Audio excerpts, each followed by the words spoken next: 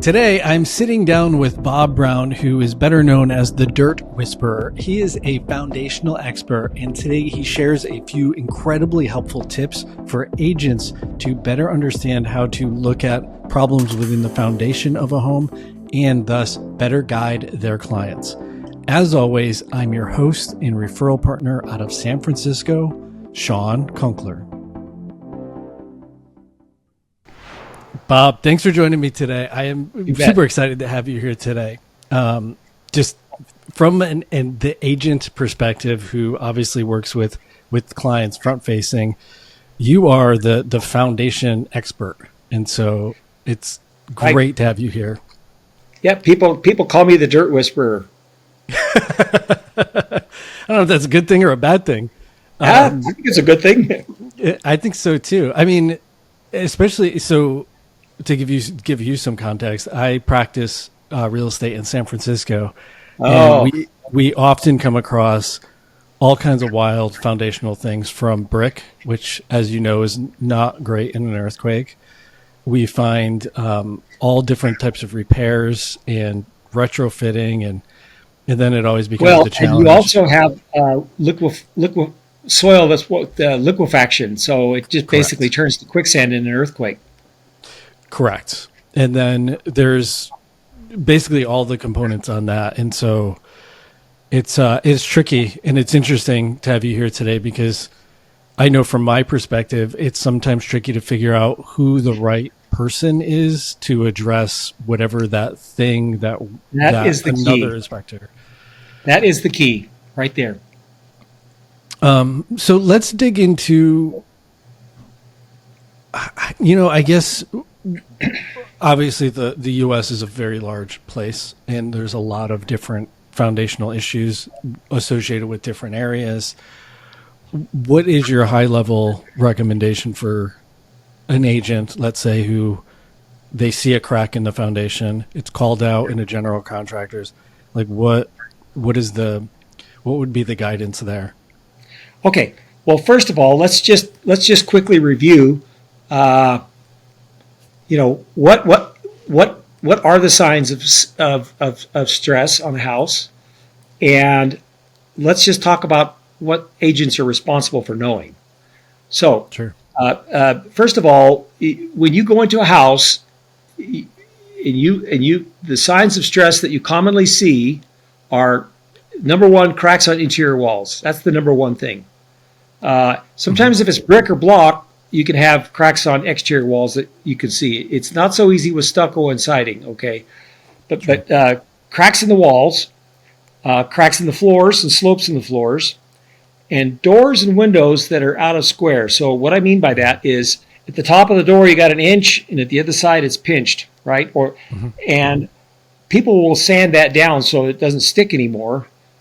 But windows, everybody forgets about, okay? And that's kind of my little secret kryptonite thing, is I look at the windows, and if they're out of square, you got problems with that wall. That usually means one side's going up and the other side's going down. Now, it doesn't always mean settlement. We can talk about that later, but one's going up or one's going down. That's just the way to think about it, okay? So now let's talk about, well, first of all, the thing to be aware of is patterns, groupings, okay? So if you have one crack, I don't get excited about that. People call me all the time and say, hey, I got this crack. And I'm like, okay, is that the only thing you got? It's the only thing you got, probably nothing, right? But if you have a pattern of a grouping of these various signs in an area, that's when you got to start to pay attention and perk up. Okay, now, as far as real estate agents go, there's what they call the tool and tuxedo rule. And that is, if an agent cannot locate the problem, whatever it is, in a tuxedo, they're not responsible. So agents don't have to go into the crawl space or into the attic, because you can't do that in a tuxedo, really, right? If you have to get into a tight, dirty place, whatever, no, agent's not responsible for that. The other rule is the tool, tuxedo and tool. If you need a tool to discover the problem, if you need a screwdriver, a flashlight, whatever, any kind of tool, then you're not responsible. Okay, so now, if you have cracks in the walls and cracks in the floors and sloping floors and doors and windows out of square, you could look at those in a tuxedo and you don't need a tool. So really, an agent should be aware of these things, okay? Yeah. So now, what happens if an agent sees these things? All right, and a lot of times the problem is this. Here's the typical scenario. The inspector sees it, calls it out, and what do they do now? The agents, they Google foundation problems or foundation repair, right? Who comes up? Foundation repair companies. That's the number one mistake that everybody makes. And the reason is because what they're going to do, a foundation repair company, they're going to send out a foundation repair salesperson. This salesperson is 100% commission. And these guys make pretty good money. They make between $100,000 and $300,000 a year, and if they don't make at least $100,000, they kick them to the curb. So it's a lot of expectations on everybody's part for them to sell on every job. And what they're going to do is, in the middle of an escrow, they're going to come in and say, "Oh yeah, you need $80,000 worth of peers." And what happens? Well, the buyer heads for the hills, right? The buying agent kind of probably loses his client. The selling agent, this is the interesting part. The selling agent gets fired. Why? The listing agent gets fired. Why? Because the homeowner can't ask him to lie. So they fire the listing agent, they patch everything up, cover it up, make sure there's no signs of stress, and hire a new listing agent. So there's a number one rule, how to not lose your listing, right? That's a great way to get sued too as a seller. Yeah, exactly. By having information and now not disclosing it. Right. Yeah, you don't want to do that because you have fiduciary responsibilities for anything that materially affects the transaction, and these are material, okay? 100%. Or they could be material. Especially foundational. So what's a better strategy? What's a better way to do this? The better way to do it, if you're on the listing side, the better way to do it is to go in there and be aware of these signs of stress in a grouped area, more than one, in other words. Mm-hmm. Okay, so now, if you see that, what do? Now, again, the number one mistake, don't Google foundation repair because you're going to get a foundation repair salesperson. Mm-hmm. And his main job is going to sell you something. That's his main job. That's his focus in life. Now, there's a lot of, you may not even need anything. It may be that all you need to do is fix drainage. It may be that you don't have to do anything. It's all done moving. It may be lots of it. How bad is it? Well, I mean, I've heard foundation repair salespeople say something like, on a scale of 1 to 10, I'd say it's about 8.5. And I'm thinking, okay, like, first of all, what scale is that? I've never heard of a 1 to 10 scale. Is that like the Richter scale of foundation repair? What is that?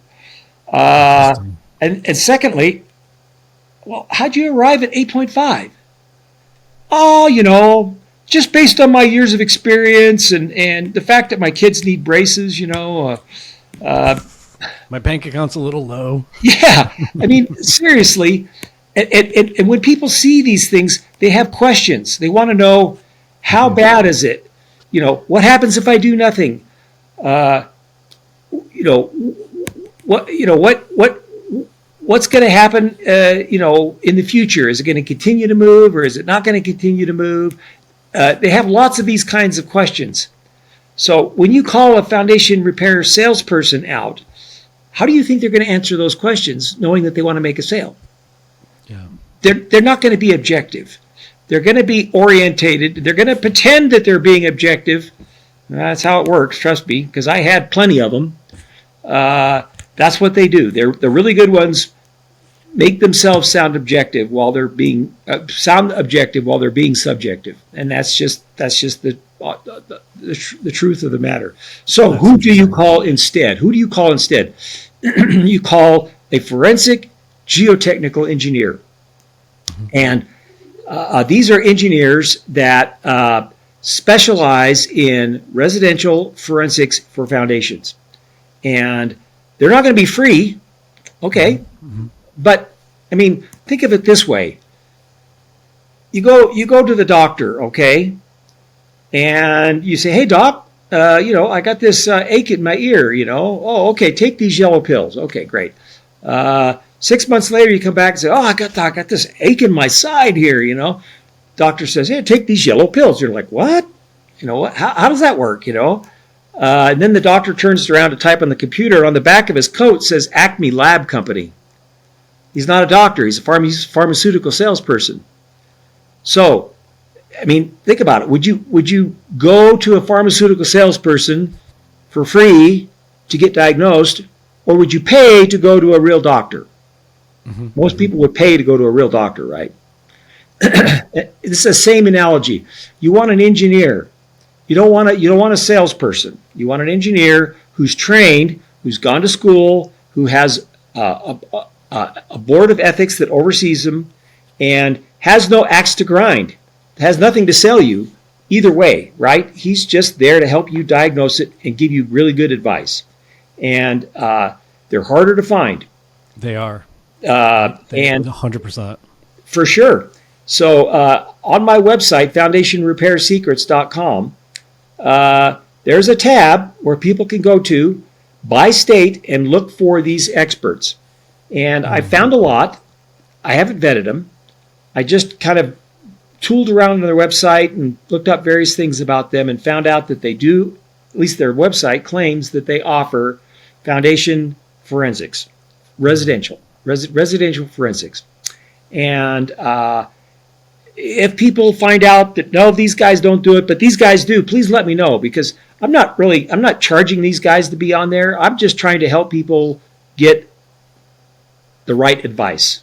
Yeah. So if anybody goes out there and sees, has improvements, sometimes these guys are hard to find and they're like one-man bands, and please let me know and I'll add them to the list, and that will help other people, because what we want to do is help agents and homeowners get the real advice that they need. They don't need a sales pitch dressed up like advice. I think that's such a great point, especially buyers in the process. They're very nervous and they're trying to make the best information or best decision with the information they have at hand. And so they need to know the information they're getting is factual and fiduciary and not with this like cloaked ulterior motive. And again, being in San Francisco, it's foundations always come up. It's because we're in earthquake country and we're on liquefaction. We have a lot of properties that are 100 years old. 100 years ago, they used brick. Then they capped the brick. Some of them had retrofitting. Some of them had new foundations poured. I've seen properties that they just have the foundation around the edges and dirt in the middle. It's all kinds of wild stuff. And you have a variety of soil conditions. 100%. And the soil is, the soil is probably one of the more important things. And I'll tell you why. I had a friend who was in the road building business, and he said to me, "Bob," he said, all roads are dirt roads. And I'm like, "What?" He's like, "Yeah." He says, "It doesn't matter whether you paint them with asphalt or paint them with concrete. What's important is the dirt underneath. The road is made of dirt." And houses are very similar. Sure. And people think dirt is like just this massive brown homogeneous stuff below the ground. No, it's very complicated. You have lots of layers, and each of those layers have different mineral contents with different densities and different affinities for water. And water moves between these layers and affects these various layers in different ways. And the layers are not all horizontally exactly. Some slant and pinch down to nothing, and reappear, and rocks, and so different things can be happening all at the same time. And some soils like clay, they expand when they get wet, and other soils like silts and sands, they might consolidate when they get wet. Interesting. Yeah. And so you can have lots of things going on all at the same time. And it takes a geotechnical engineer to understand that, because they understand the historical geography of the area, how it got deposited. They do lots of borings. They're used to seeing lots of different layers. They understand kind of the, different parts of town and what soils, layering looks like in those different parts of town. And so they're the experts. And anybody else that tries to tell you, oh yeah, well, your house has been moving, it's going to continue to move, or it's all done moving. If they're not a geotechnical engineer, they are pulling your leg. They are BSing you because they have no clue. They are just guessing or being whatever, trying to sell you something. Interesting. Yeah, I know from my personal experience, it's so complex. And especially, again, in San Francisco, there's currently no rivers, brooks, or streams or creeks. They've all been filled in. And so there's a lot of natural water.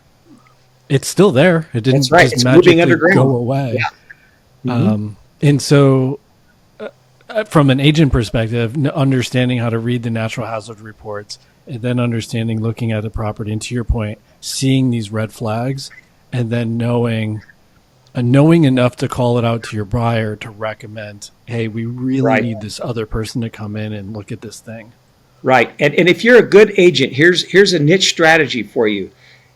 I would go and find these forensic geotechnical engineers now and build a relationship with them. Take them to lunch. Ask them questions.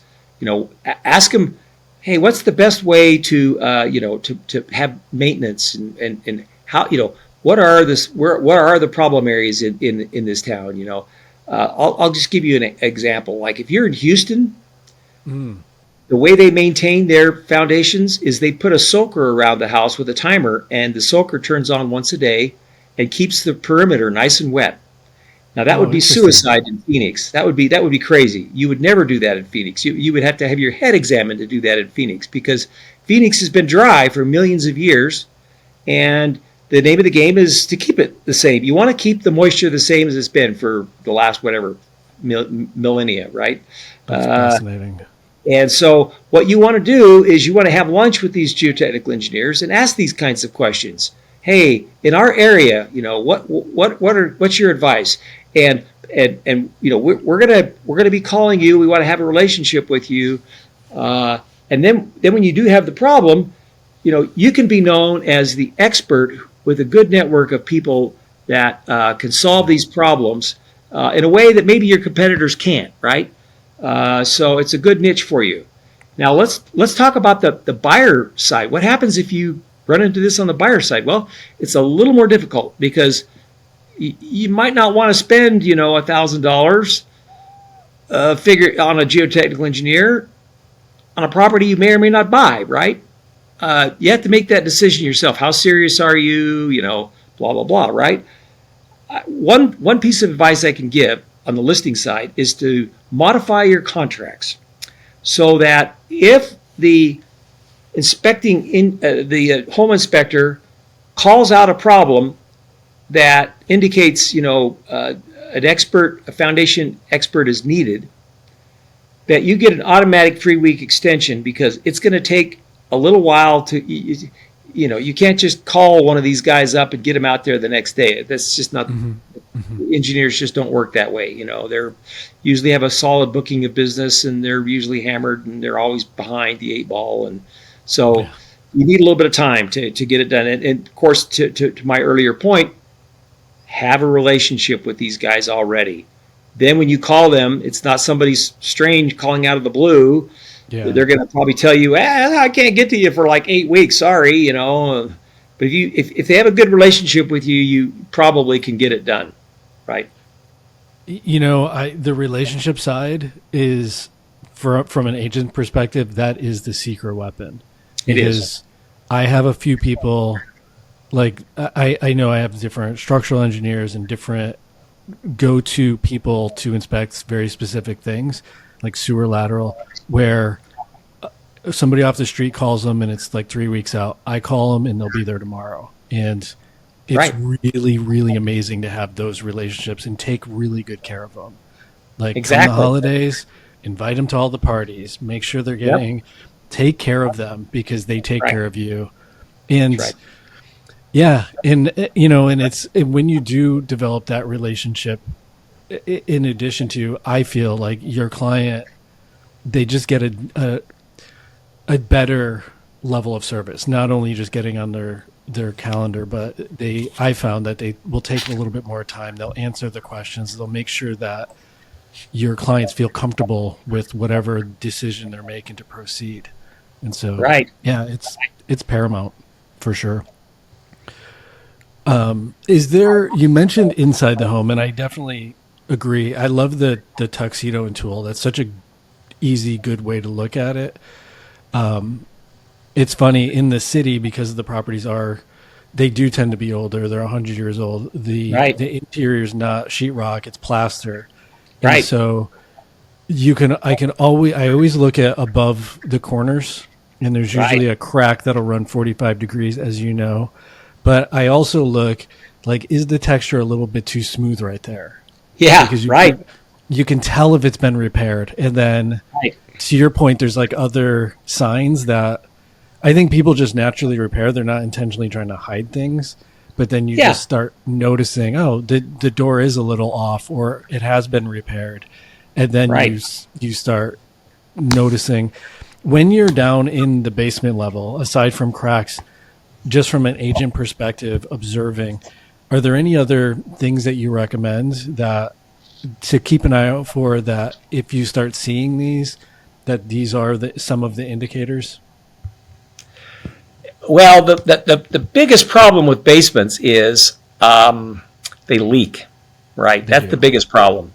And so, you can look for stains on the walls or stains on the floor of leaking. Those are things you want to look out for. And that's a pretty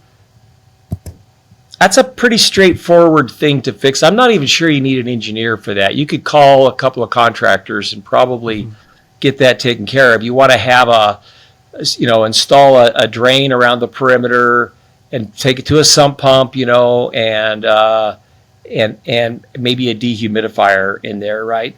Those kinds of things. The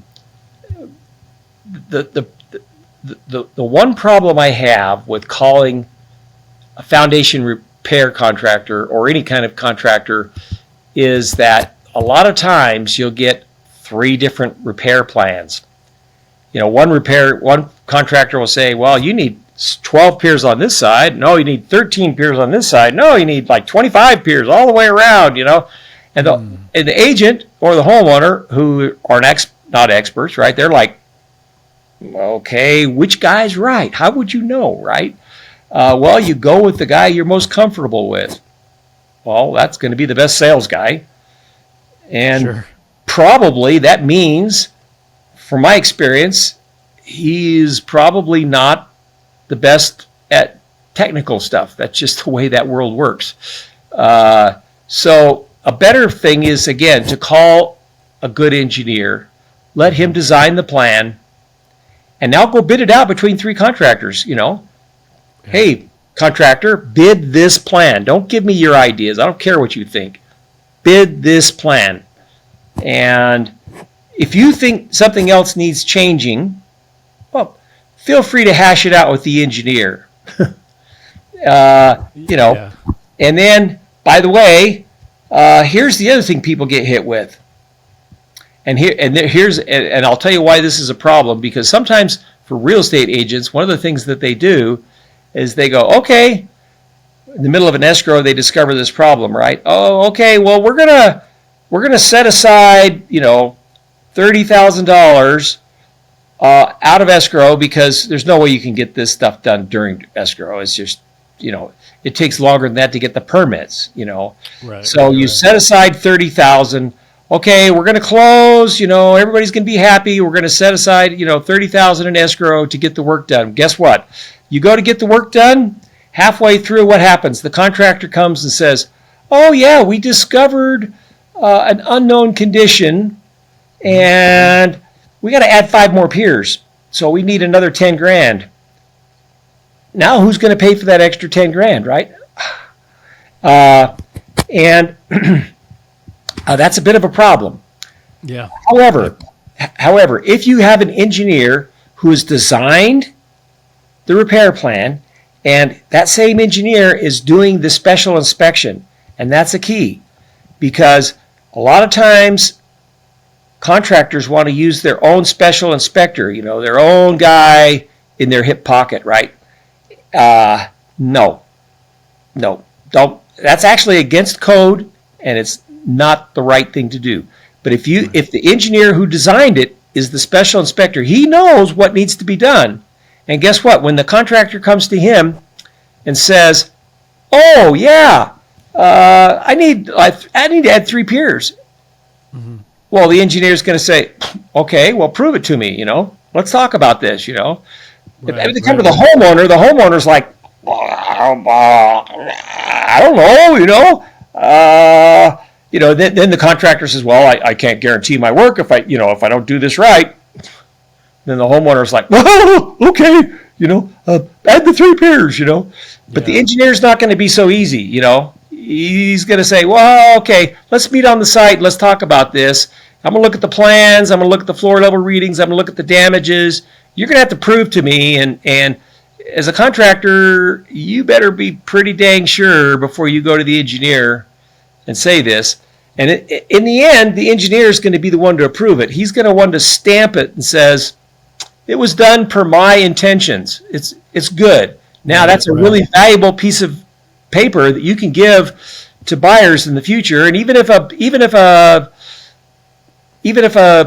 home inspector says, "Oh, look, there's a crack," you hand him that piece of paper and say, "This engineer says that it was a nothing burger," or "No, we fixed everything, and here's the letter from the engineer that says everything was done per his plans and specs." Now, another myth of the industry is, "Oh yeah, as a contractor, we give a lifetime warranty." Let me tell you, those lifetime warranties are not worth the paper they're written on. They have so many loopholes and ways to get out of jail for them. I'll just give you one example out of many. So a lot of times, I mentioned clays, when they get wet, they swell, right? When they get dry, they shrink. So it goes both ways. Like I said, you want to keep the moisture content the same. Well, so what happens is 5 years after the work is done, they start seeing cracks. And they're like, "I'm calling that contractor. He's got a lifetime warranty. Get your buns out here and fix this thing, Then they send out one of their really experienced guys, maybe the owner himself. And he comes out and says, "Oh, yeah, well, these problems are from heave. And it says right here in our contract, piers can't fix heave, and we can't cover it. And it's just, it's not included in the things that we do. We can't fix it." Now what? And so you're saying, wait a minute. Wait. If it's heave, then didn't you guys diagnose it wrong in the first place?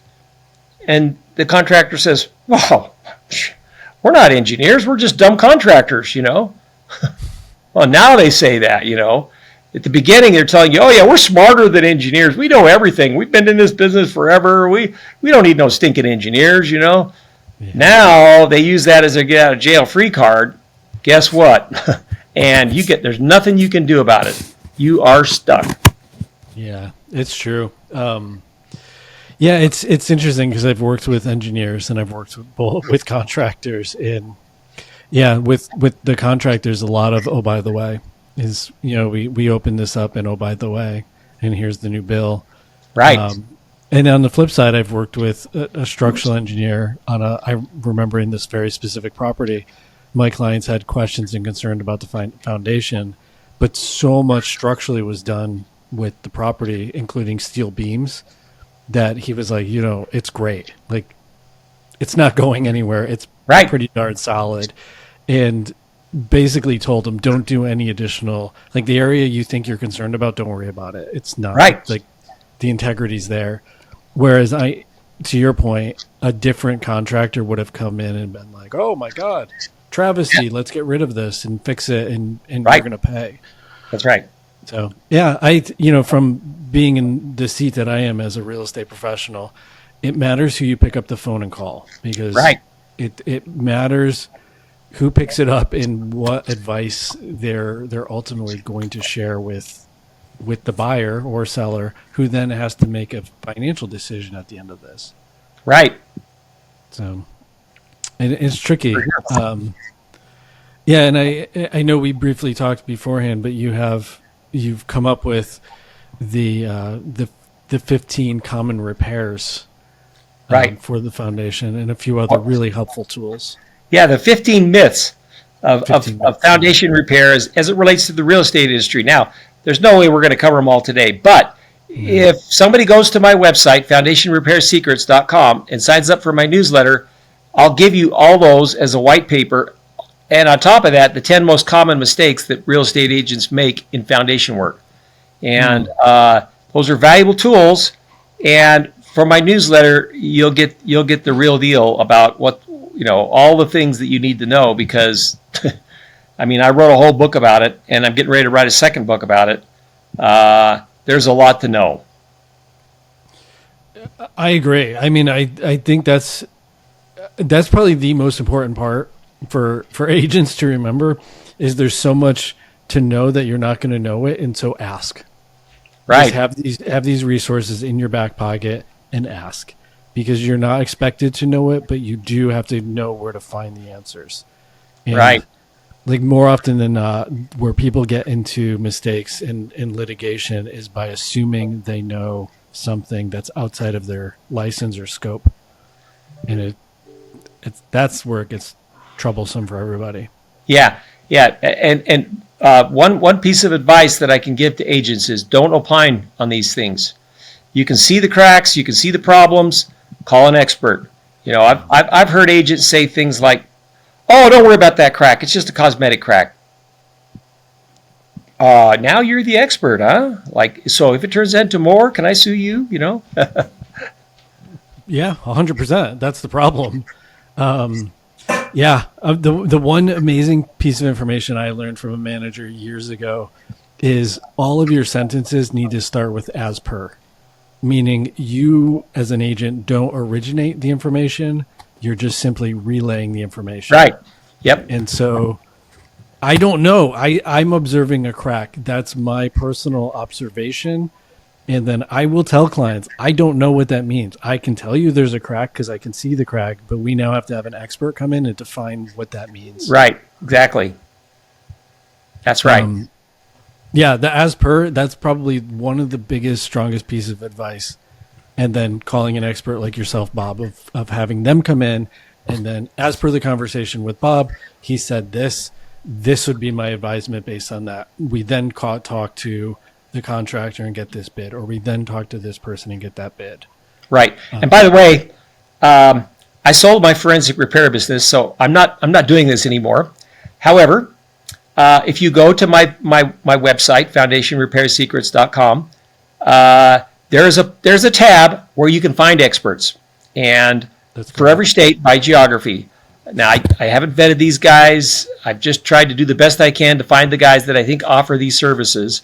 Yeah. But it's a good place to start. And maybe if they don't do it, they'll recommend somebody or whatever. And if you find more people, please let me know, because I'll add them to the list. I'm not getting any money for them or anything. They're just there,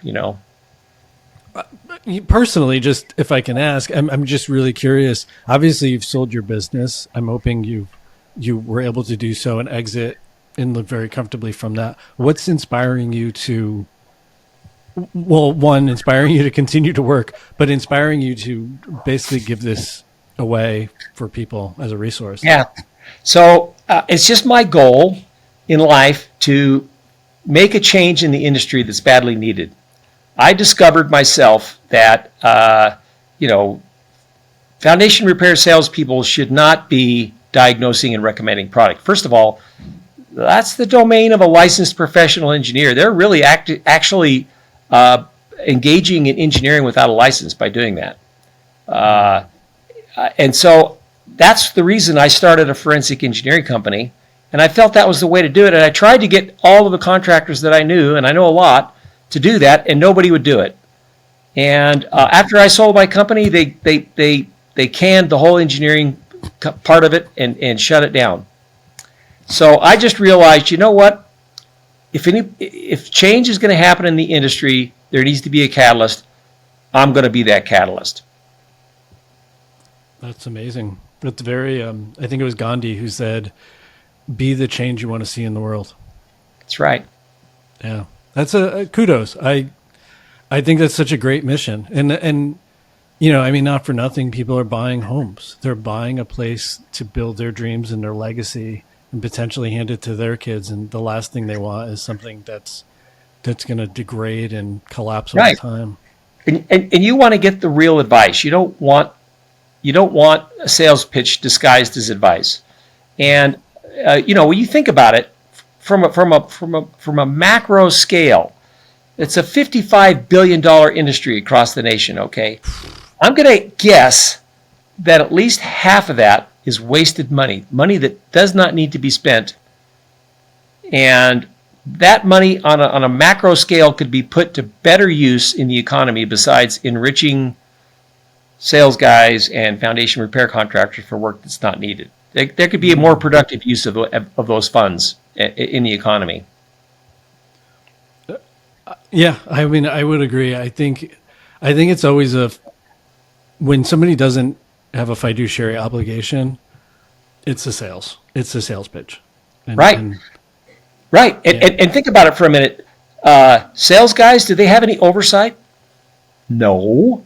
There's no state agency that oversees them. True.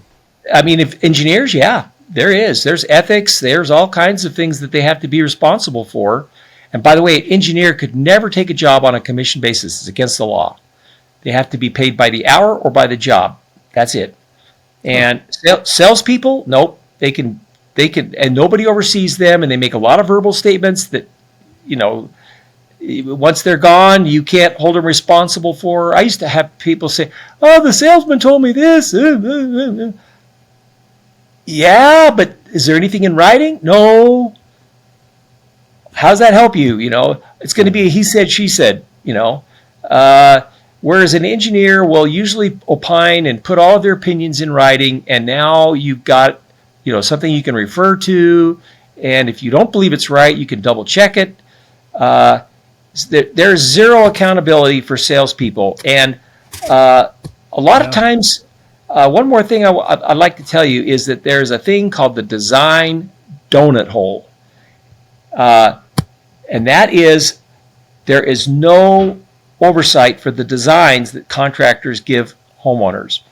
There is none, because the state contracting licensing. So I think in California they call it the CSLB, the licensing board for contractors.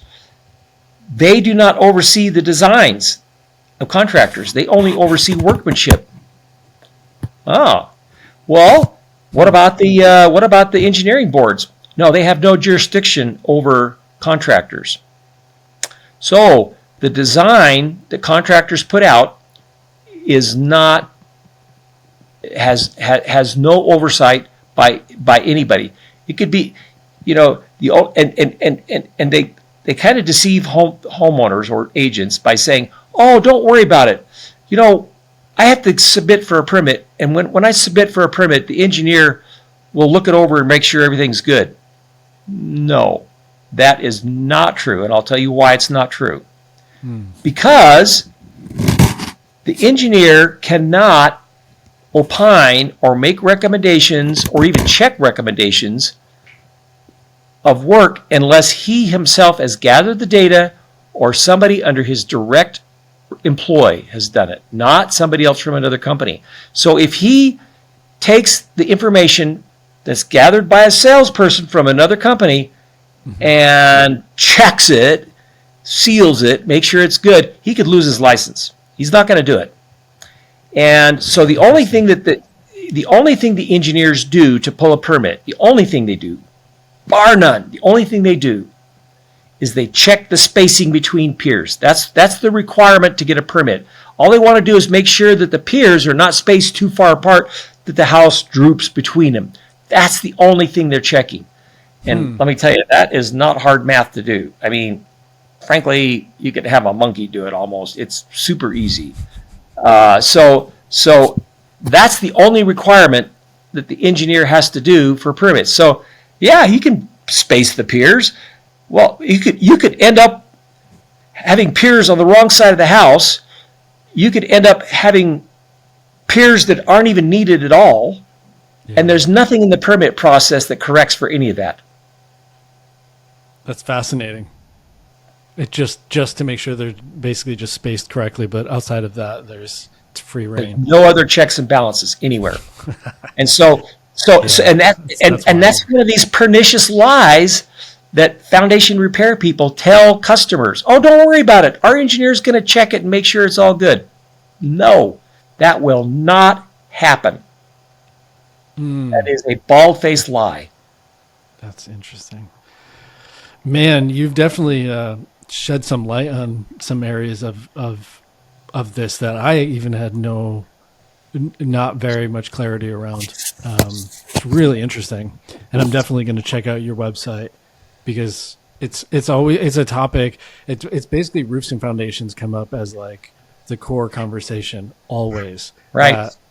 That people are always asking for guidance and who should we talk to about X, Y, and Z. And so I will certainly be checking that out. This was great. I mean, unfortunately we're at time, but this information was incredibly helpful. Yeah. And like I said, we could talk for hours. I mean, I do have a book and you can find it on Amazon or you can find it on my website, Foundation Repair Secrets. That's the name of the book. That's the name of my website. I try to keep everything simple. You can learn a lot more. Trust me, there's a lot to know. And we could talk for 4 or 5 hours and still not even be close to being done. Which I think is a great point. Is it goes back to, as an agent in the field, it's if you're making observations or you're seeing additional call outs from other inspectors, it's like your senses should be starting to feel a little like prickly and then call in the expert. And obviously you've shared enough guidance to how to find who said expert is. Right. Yeah. You want to find a forensic engineer, not an engineer that, is your cousin's buddy that designs new buildings or dams or freeways, which is where most of the engineers are. You don't want that. You want a forensic engineer. What's a forensic engineer? Somebody who goes to existing buildings and opines on them. And so one of the things you need to ask engineers is, well, how much forensic work do you do? Oh, well, once in a while we do it. No, wrong answer. You don't want that. You want somebody who does forensics all the time. And you want probably a geotech versus a structural. And I'll tell you why. Structurals can be good, and there's some good forensic structurals, but most of these problems are soil problems. So in the end, you end up asking the structural engineer, okay, is it going to continue to move? You got to ask a geotech engineer. I'm only a structural engineer. So you're kind of wasting your money with most structural engineers, to be honest with you. Yeah, that's I appreciate that. Good feedback. Awesome, Bob. This was, again, it's been very insightful and educational, and I appreciate that. And we'll leave the link in the description below so people can actually head over to your website and collect that information. Yeah, absolutely. Thank you. I appreciate your time. Yeah, I'm glad to be here.